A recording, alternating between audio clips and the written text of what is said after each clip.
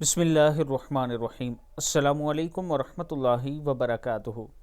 جو شخص صبح کے وقت ایک مرتبہ یہ دعا پڑھ لے تو حضور اکرم صلی اللہ علیہ وآلہ وسلم اس کا ہاتھ پکڑ کر جنت میں داخل کرائیں گے۔ حضور اکرم صلی اللہ علیہ وآلہ وسلم کے ہاتھوں جنت میں داخلہ۔ دعا ہے بسم اللہ الرحمن الرحیم۔ رضیت باللہ ربا وبالاسلام دینا وبمحمد صلی اللہ علیہ وسلم نبیا۔ رضیت باللہ ربا وبالاسلام دینا وبمحمد صلی اللہ علیہ وسلم نبیا۔ میں اللہ کے رب ہونے اور اسلام کے دین ہونے اور محمد صلی اللہ علیہ وآلہ وسلم کے نبی ہونے پر خوش ہوں۔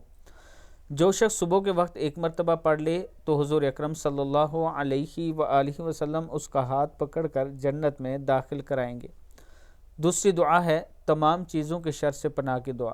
اعوذ بکلمات اللہ التامات من شر ما خلق۔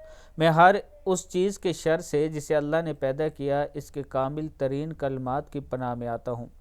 اللہ کے محبوب کلمات۔ نبی اکرم صلی اللہ علیہ وآلہ وسلم نے فرمایا، دو کلمے ایسے ہیں جو اللہ تبارک و تعالیٰ کو بہت ہی پسند ہیں، جو زبان پر ہلکے ہیں اور قیامت کے دن اعمال کے ترازو میں بوجھل اور باوزن ہوں گے۔ وہ کلمات مبارک کلمات یہ ہیں: سبحان اللہ وبحمدہ سبحان اللہ العظیم، سبحان اللہ وبحمدہ سبحان اللہ العظیم، صدق اللہ العظیم۔ اللہ تعالی ہم سب کو اس پر عمل کرنے کی توفیق دے۔